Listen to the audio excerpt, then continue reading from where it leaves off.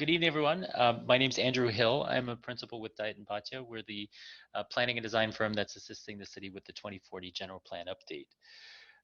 Now, a major focus of the general plan update is on Sacramento neighborhoods, and the community plans, which are part of the general plan, can help define what kind of places we want our neighborhoods to be and help identify strategies for improving the quality of life in neighborhoods.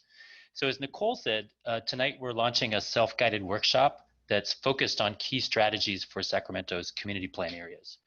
The online workshop will be up live for 2 weeks, and you can participate at your convenience anytime through October 20th. But the purpose of tonight's Zoom call is to provide a little orientation to the project and the process, and to give you all an opportunity to ask some questions and to learn about how to use the tool, use and participate in that online workshop. So I have a quick presentation that'll set things up. I want to cover a little bit about the context for the general plan update, the specific objectives for the outreach that we're doing over the next 2 weeks, and then to introduce the nuts and bolts of the self-guided workshop tool as well. And then, as Nicole said, we'll open it up for some Q&A. So first off, a little text. What is the Sacramento 2040 General Plan Update Project? Well, it's an important citywide effort that involves updates to Sacramento's key long-range planning documents, the General Plan and the Climate Action Plan. The General Plan provides a roadmap for how and where Sacramento will grow over the next 20 years. It addresses citywide issues that cut across neighborhood boundaries, and it also includes 10 community plans that supplement those citywide policies with specific local strategies that address local issues and local priorities unique to each of the community plan areas. There are 10 community plan areas in total. Some of the areas are quite large, and most of them encompass multiple neighborhoods, but all of them deal with specific local policies and priorities. Why are we updating the community plans? Well, many of them are older and out of date, and they contain different levels of detail. So what we want to update the plans so that they all contain the same components, the same level of detail, importantly, reflect the issues and the priorities of the local residents.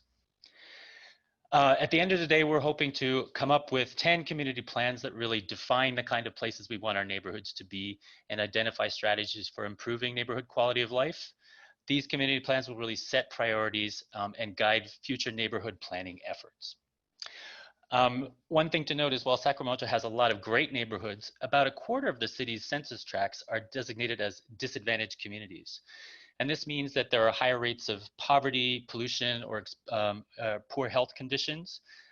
These disadvantaged communities may have historic disinvestment, and today they often experience higher rates of traffic fatalities.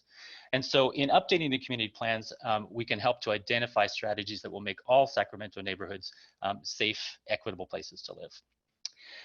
At the end of the day, each community plan will include a community profile. Some of the community plans will be looking for a recommendation on a name change to make sure that it more accurately reflects the area of the city. There'll be a community vision. There'll be specific local community issues identified, as well as strategies to address them. In updating the community plans, of course, we'll rely on demographic, geographic, and economic data, but most importantly, we'll need input from the community. And so last year, we conducted 10 different community workshops in each of the 10 community plan areas. And at those workshops, community members completed a series of map-based activities where they identified local assets in their neighborhoods. They identified particular local issues and opportunities, and they provided input on a vision for the future of the community plan area. So now what we're doing is bringing back some information to the community. So one of the components that we're bringing back is a draft community vision statement. These are all based on the input that we got from outreach conducted last summer, and the point is really to confirm that we've got it right, that these community visions represent the priorities and the character of the local area in your own words. So we're looking for input on that through this self-guided workshop. Another thing that we're looking for input on is around land use and development. In the outreach conducted last year, we heard very loudly and clearly that housing affordability is an increasing concern, and many community members actually identified potential locations for new development and redevelopment.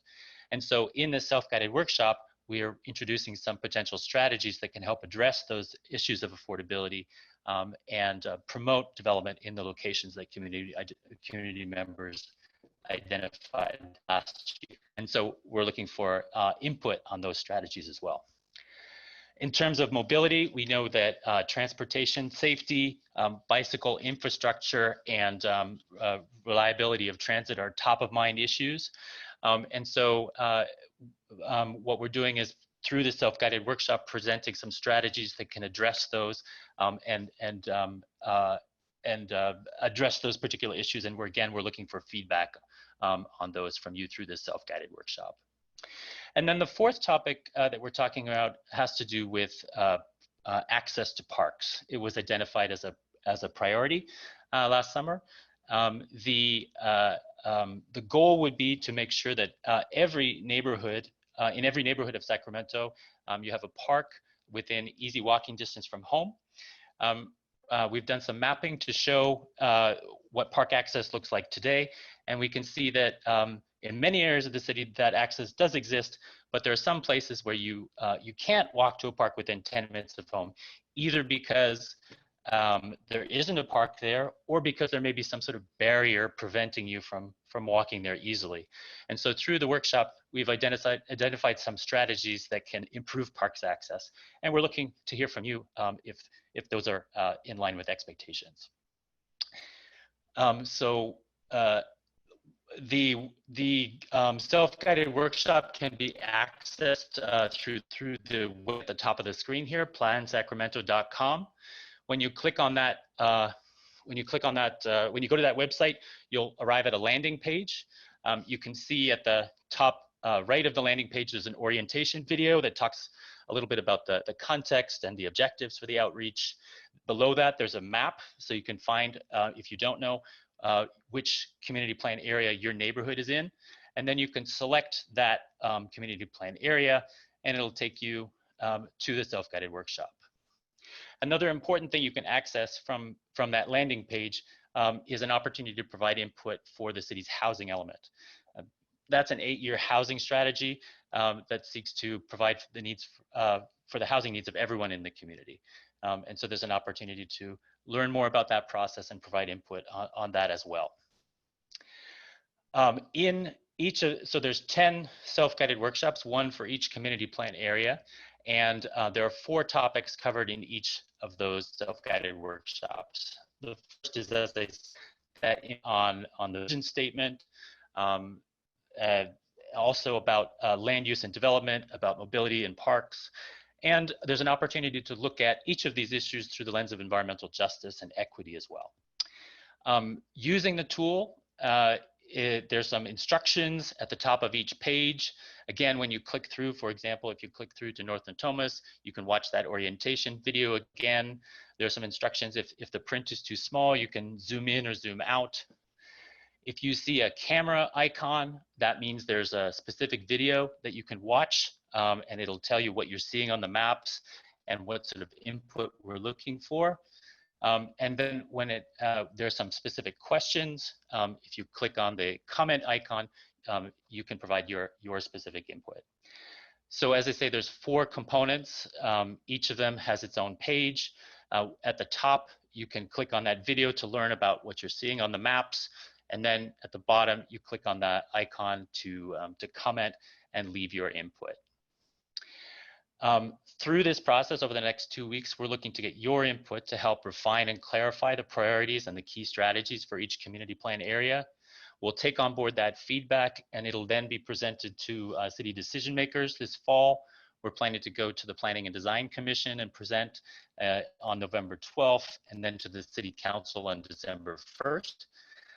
And then once we get direction from city decision makers, we'll actually build out the full draft community plans, and those will be ready for public review in the middle of next year.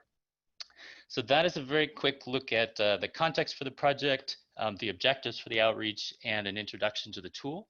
Maybe now we'll turn it over to some Q&A.